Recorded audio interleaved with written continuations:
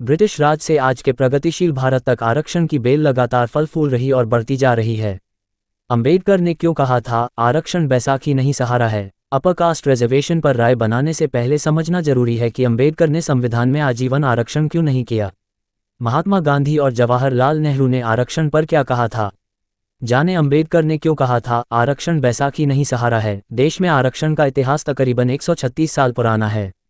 भारत में आरक्षण की शुरुआत वर्ष 1882 में उस वक्त शुरू हुई जब हंटर आयोग का गठन हुआ था। उस वक्त विख्यात समाज सुधारक महात्मा ज्योतिराव फुले ने सभी के लिए निःशुल्क और अनिवार्य शिक्षा, साथ ही अंग्रेज सरकार की नौकरियों में आनुपातिक आरक्षण की मांग की थी। 1908 में अंग्रेजों ने पहली बार आरक्षण लागू करते हुए प्रशासन में हिस्सेदारी निभाने वाली जातियों और समुदायों की हिस्सेदारी तय की। ब्रिटिश राज से आज के प्रगतिशील भारत तक आरक्षण की बेल लगातार फल फूल रही और बढ़ती जा रही है। नतीजतन देश में आरक्षण की मांग और इसे खत्म करने के लिए सैकड़ों आंदोलन हो चुके हैं। अब एक बार फिर केंद्र सरकार ने आर्थिक आधार पर सवर्णों को 10% आरक्षण की घोषणा कर इस मुद्दे को हवा दे दी है। सरकार की इस घोषणा के बाद से लोग अलग अलग तरह की राय व्यक्त कर रहे हैं। आरक्षण पर कोई भी राय बनाने से पहले हम सबके लिए ये जानना जरूरी है कि डॉक्टर भीमराव अंबेडकर ने संविधान में स्थायी आरक्षण क्यों नहीं रखा। साथ ही इस मुद्दे पर राष्ट्रपति महात्मा गांधी और देश के पहले प्रधानमंत्री जवाहरलाल नेहरू की क्या राय थी। आरक्षण कमेटी भी इसके खिलाफ थी। आरक्षण के मुद्दे पर बनी कमेटी भी इस व्यवस्था के खिलाफ थी। यही वजह है कि कमेटी की रिपोर्ट के आधार पर जब दिसंबर 1949 में धारा 292 और 294 के तहत मतदान कराया गया तो उस वक्त 7 में से 5 वोट आरक्षण के खिलाफ पड़े थे। मौलाना आज़ाद, मौलाना हिफ्ज़ उर रहमान, बेगम एजाज रसूल, तजम्मुल हुसैन और हुसैन भाई लालजी ने आरक्षण के विरोध में मतदान किया था। दरअसल इन्होंने आरक्षण के दूरगामी परिणामों का अंदाजा उसी वक्त लगा लिया था। आरक्षण पर राजनीति आज के दौर में आरक्षण एक समूह के उत्थान की जरूरत से ज्यादा राजनीतिक मुद्दा बन चुका है। साथ ही आरक्षित वर्ग के संभ्रांत और ऊंची पहुंच वाले लोगों के लिए यह आरक्षण उनकी पीढ़ियों का भविष्य सुरक्षित रखने का माध्यम बन चुका है।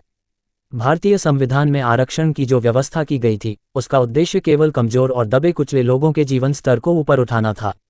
इस मामले में हमारे राजनेताओं की सोच अंग्रेजों की सोच से ज्यादा विकृत निकली। यही वजह है कि आरक्षण का समय समाप्त होने के बाद भी वीपी सिंह ने मंडल आयोग की सिफारिशें न सिर्फ अपनी मर्जी से कराईं बल्कि उन्हें लागू भी किया। इसके खिलाफ सवर्ण युवाओं ने काफी हंगामा और प्रदर्शन किया। इन सवर्ण छात्रों ने संसद से लेकर सड़क तक विरोध प्रदर्शन किया। इसके कुछ की जान भी चली गई। आरक्षण आज ऐसा मुद्दा बन चुका है जो किसी भी राजनीतिक पार्टी के लिए जीत हार की वजह बनता है। आरक्षण का मतलब बैसाखी नहीं सहारा है अंबेडकर। डॉक्टर भीमराव अंबेडकर ने खुद संविधान बनाते वक्त उसमें आरक्षण की स्थायी व्यवस्था नहीं की थी। उन्होंने कहा था 10 साल में यह समीक्षा हो कि जिन्हें आरक्षण दिया गया क्या उनकी स्थिति में कोई सुधार हुआ या नहीं। उन्होंने ये भी कहा था कि यदि आरक्षण से किसी वर्ग का विकास हो जाता है तो उसके आगे की पीढ़ी को आरक्षण का लाभ नहीं देना चाहिए। इसके पीछे उन्होंने वजह बताई थी कि आरक्षण का मतलब बैसाखी नहीं है जिसके सहारे पूरी जिंदगी काट दी जाए। ये विकसित होने का एकमात्र अधिकार है। यही वजह है कि अंबेडकर ने संविधान में आरक्षण की स्थायी व्यवस्था नहीं की थी। आरक्षण जाति धर्म पर नहीं आर्थिक आधार पर हो। महात्मा गांधी ने हरिजन के 12 दिसंबर 1936 के संस्करण में लिखा था, धर्म के आधार पर दलित समाज को आरक्षण देना अनुचित होगा। आरक्षण का धर्म से कुछ लेना देना नहीं है। सरकारी मदद केवल उन्हीं लोगों को मिलनी चाहिए जो सामाजिक स्तर पर पिछड़ा हुआ हो। आरक्षण से समाज का संतुलन बिगड़ेगा। जवाहरलाल नेहरू देश के प्रथम प्रधानमंत्री पंडित जवाहरलाल नेहरू ने 26 मई 1949 को असेंबली में भाषण देते हुए जोर देकर कहा था, यदि हम किसी अल्पसंख्यक वर्ग को आरक्षण देंगे तो उससे समाज में असंतुलन बढ़ेगा। ऐसा आरक्षण देने से भाई भाई के बीच दरार पैदा हो जाएगी। आरक्षण 95% पहुंचने पर सुप्रीम कोर्ट का फैसला वर्ष 2006 में शिक्षा के क्षेत्र में आरक्षण 95% तक पहुंच गया था। इसके बाद वर्ष 2008 में सुप्रीम कोर्ट ने वित्त पोषित सरकारी संस्थानों में 27% ओबीसी कोटा पर तो सहमति जता दी, लेकिन संपन्न तबके को इससे बाहर रखने को कहा था।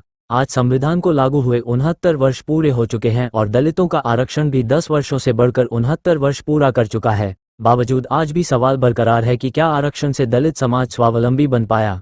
सुप्रीम कोर्ट ने आदेश दिया था कि आरक्षण का लाभ किसे मिल रहा है इस पर बराबर नजर रखी जाए। बावजूद ऐसा नहीं हुआ।